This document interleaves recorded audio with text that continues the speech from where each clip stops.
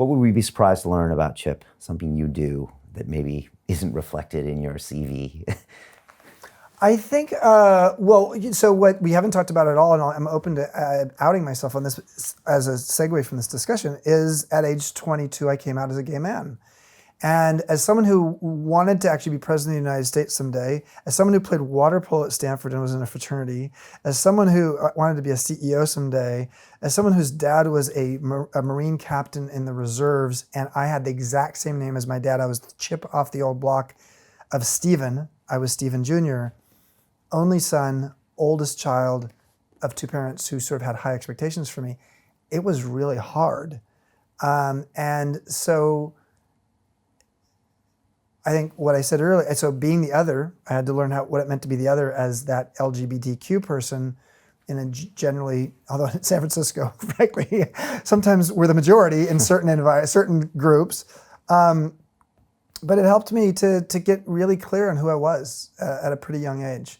Wow. So I think a lot of my self-awareness, so, someone could say, oh, I'm so sorry. Like back then I did have a lot of people say that to me, I'm so sorry. And this was back in 1983.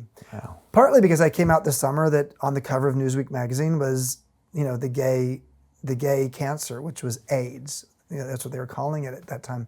So the idea of coming out as a gay man at 22, when frankly there was a sense like, man, being sexual in this environment means it's a death sentence, was a really hard thing.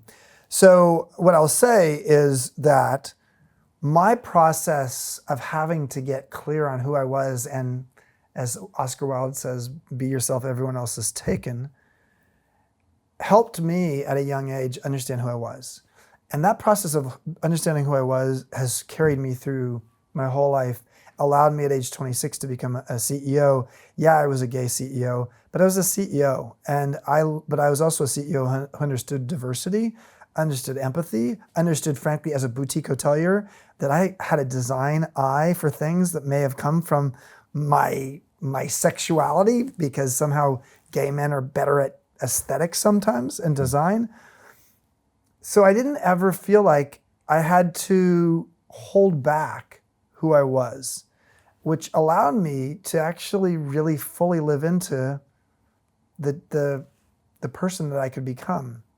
So something that actually could have been seen as an obstacle has actually proven to be, in many ways, a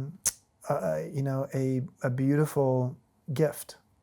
Yeah, you really have to get to know yourself if you're doing that at 22. Yeah. Especially after the fraternity and the water polo. Oh, yeah. The world I lived in was like not ready for that. I mean, I was at a fraternity at MIT, but I can only imagine in the 80s at Stanford. Oh my gosh. Yeah. So I, it's not on my CV. If you go check me out on Google with, gay Chip Conley, you'll see you won't see any naked pictures or anything, that, thank God. But what you'll see is that, there's been a lot of articles written about me, and that I think it has helped me to be the other and understand it when someone naturally looks at me and says, oh, straight white guy, doesn't understand me.